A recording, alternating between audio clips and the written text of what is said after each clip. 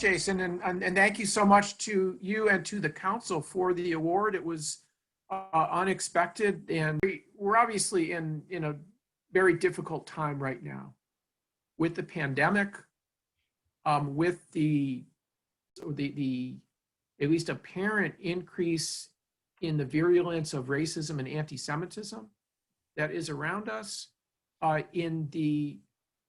in what seems to be an increasing tendency for people to actually take up arms or use violence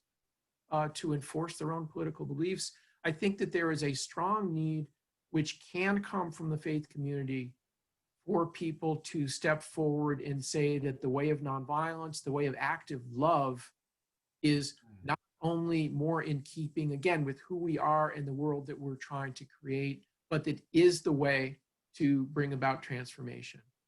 to transform injustice to justice, to transform hate into love, to transform inequality into equality, and so on. So I think that I'm going to be hopeful that the Council of Churches and that the groups that make up the council will continue to be advocates and examples on how to make that happen, as teachers and as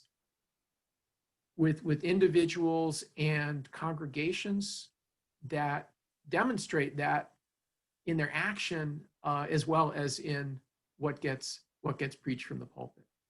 But that's where we will find people who will help others understand this is the way that we must move forward if we're going to try to create that world that we can imagine, but that we can't quite see it right in front of us today.